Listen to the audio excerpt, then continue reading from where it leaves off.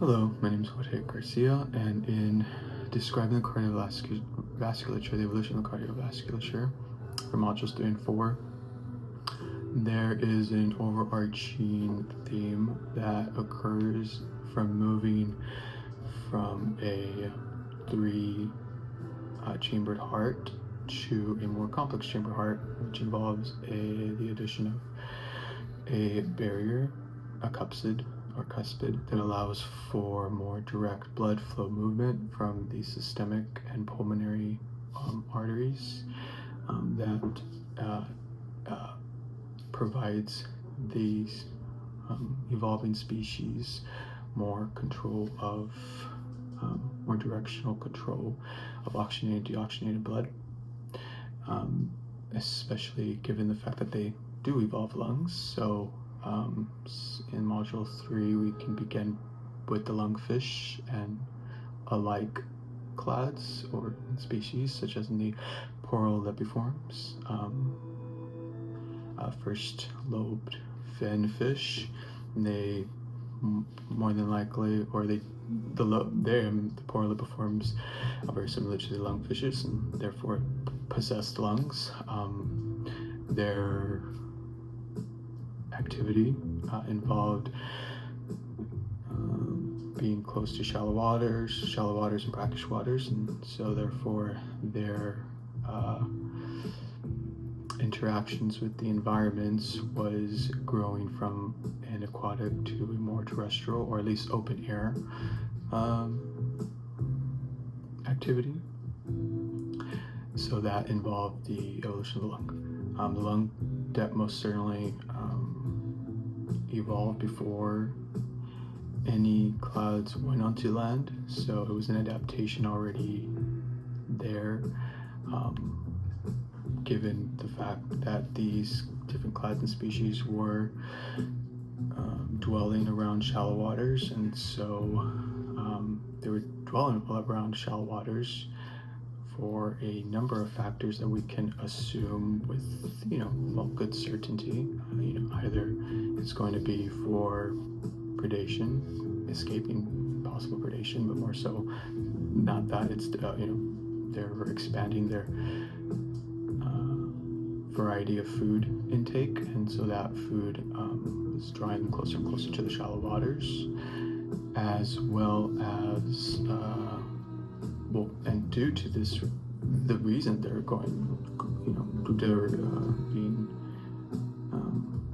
they're gravitating towards the shallow ends of the waters, the shores,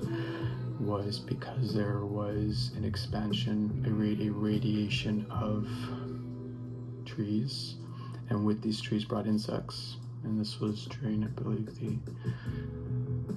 Carboniferous, but you had the expansion of trees, and with that you get insects pervading the area with trees, and then you get the fish radiating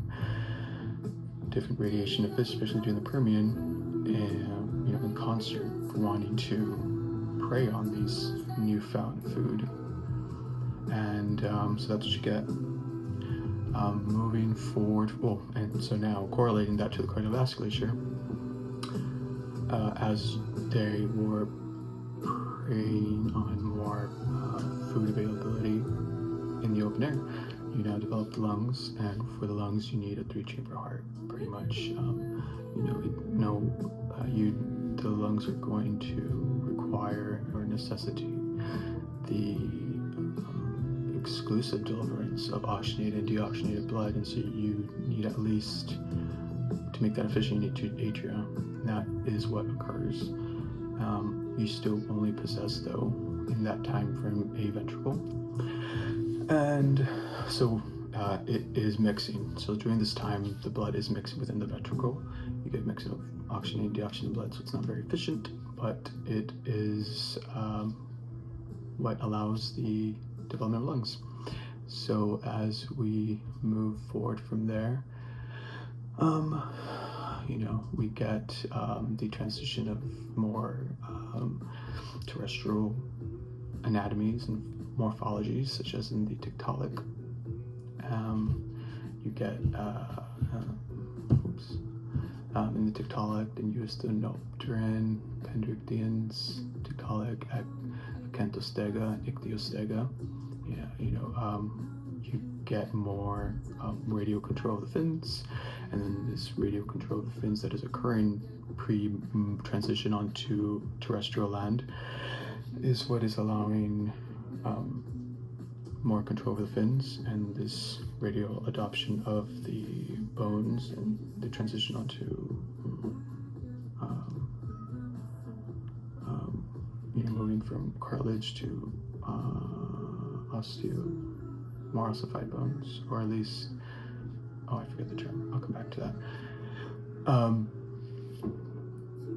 In either respect. So yeah, so with these transitional fins, transitional fish, their fins are transitioning more, they're gaining more control with the endochondral bone that is developing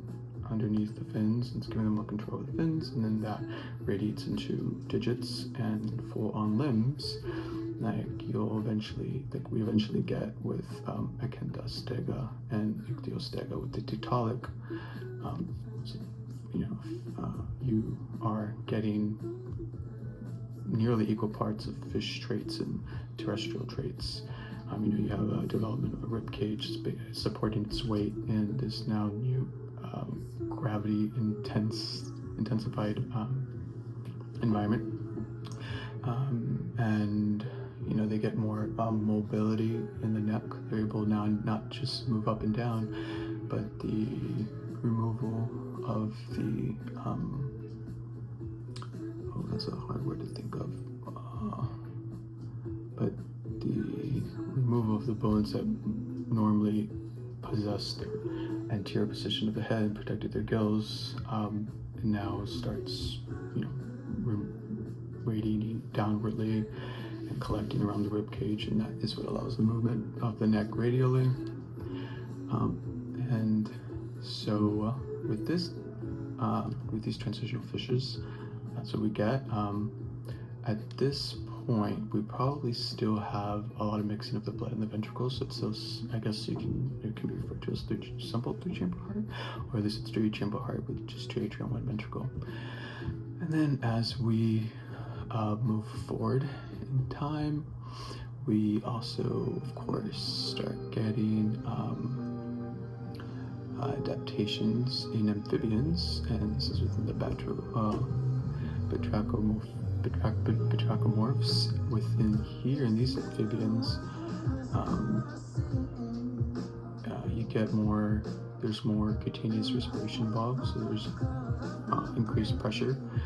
to breathe and to deliver oxygenated and deoxygenated blood to their respective areas, along with pressures. And it is here that they start developing within the cardiovasculature evolves to have a spiral valve, and so now, alas, we can go ahead and make distinct the blood flow that's coming in from the pulmonary and systemic circuits, so that at that point there's a 95% separation of the blood, and even though it's still just a three-chamber heart, but that valve does, that spiral valve is, does the job well enough that type of three-chamber heart persists, even persists into, I suppose the first stages of reptiliomorphs, but it is in the evolutionary split between terrestrial tetrapods, in amphibians and amniotes, or I believe it was the transition from amphibians to reptiles that we started seeing something different, because it's in the turtle that we do start seeing now barrier and its little flap septum, cuspid, and that one then starts directing blood more exclusively to the pulmonary, or to the tissue and back to the lungs. And then So yeah, the evolution of cardiovasculature is a product of the species that had ever-increasing activity moving out of water that necessitated lungs to increasing predation provided by simultaneous radiation, speciation, and vegetation of insects, moving these animals into land, making them ever more mobile and active, which further required increasing efficiencies in blood oxygenation to tissue of ever-expanding size and fight against gravity. This is part of my, I hope it's okay to say. And then moving, well, I know it's mentioned in the modules where Dr. Vandenbrooks has mentioned the eventual development of four-chamber heart. I'm not sure if I'm supposed to mention this in this video, but I suppose I shall at least just slightly mention it. That does comes from the necessitation of animals becoming endothermic, because during this entire time our fish and our amphibians and our reptiles are ectotherms. It's not until we start moving more terrestrially with amniotes, which they start developing a four-chamber heart, and because of the exclusive now terrestrial lifestyles of these animals, I'm going a little bit over time. And that is what pressures the development of four-chamber heart is, well, one of the factors.